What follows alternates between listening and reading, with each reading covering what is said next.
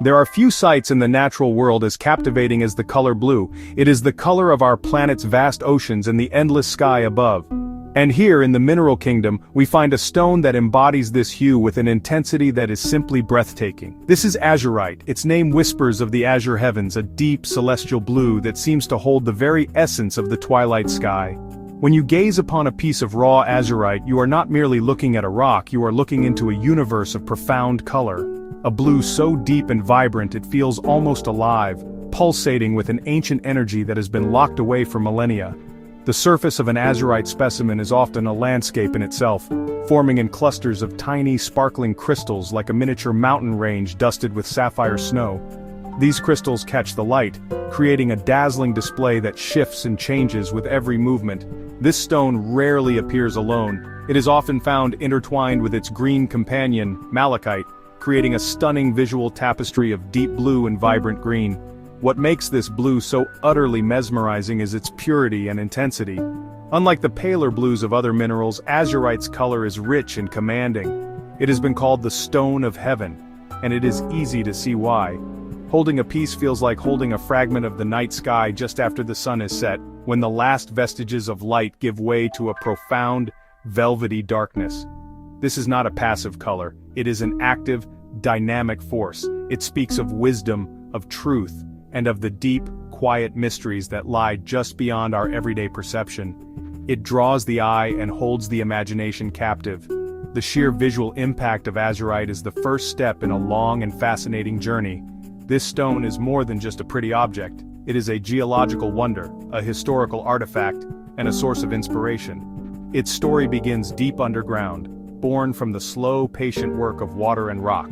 To understand azurite is to understand a piece of our planet's intricate story, a story written in shades of the most magnificent blue.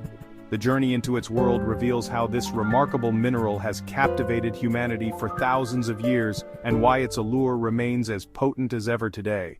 How does such a magnificent stone come to be? Its creation is a slow and delicate dance of chemistry, occurring deep within the earth. Azurite is a copper carbonate mineral. Its story begins where copper ore deposits are found. Here, deep underground, rainwater and oxygen seep through the cracks and fissures in the rock. This water becomes acidic as it travels, dissolving the copper from the surrounding ore. This copper-rich solution then embarks on a journey, seeking out a place where the conditions are just right to begin its remarkable transformation. This process is known as oxidation. As the copper-laden water interacts with carbonated water in an oxygen-rich environment, a chemical reaction takes place. Slowly, molecule by molecule, the azurite begins to precipitate out of the solution. It is a process that can take thousands, even millions of years. The specific conditions, the temperature, the pressure, the exact chemical composition of the water, determine the final form of the azurite.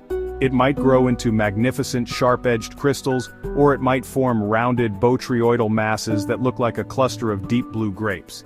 It is a testament to the planet's patient artistry. Azurite is often found in the upper, oxidized zones of copper deposits around the world. Some of the most famous sources include the mines of Arizona, which have produced spectacular specimens. The azurite from the Tsumeb mine in Namibia is famous for its large, perfectly formed and exceptionally dark blue crystals.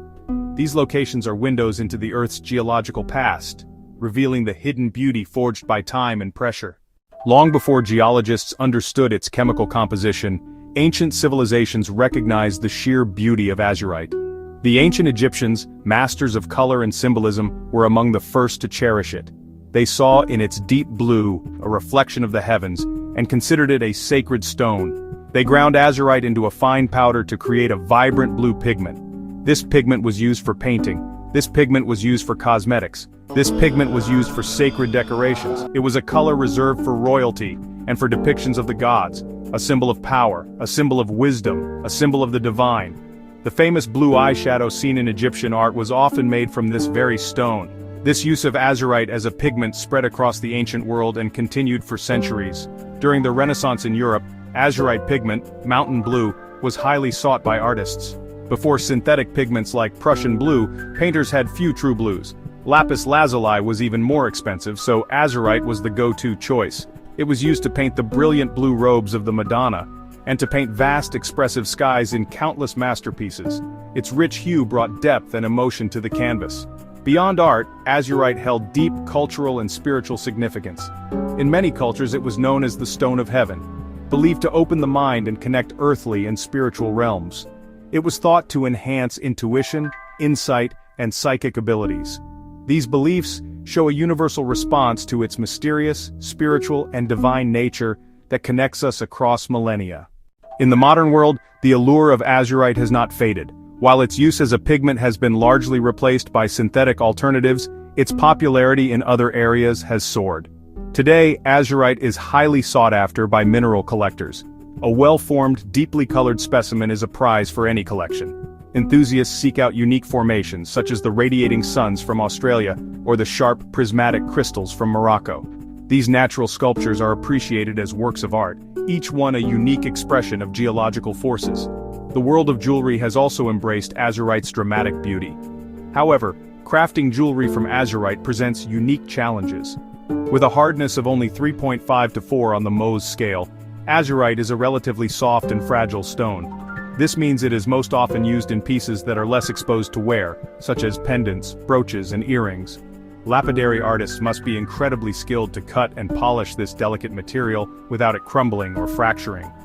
Often it is cut into smooth cabochons that highlight its deep color and any accompanying malachite patterns.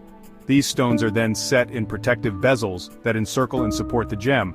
Sometimes thin slices of azurite are stabilized by being bonded to a stronger backing material. The most popular form combines azurite and malachite, where swirling patterns of deep blue and vibrant green create a wearable piece that looks like a miniature Earth.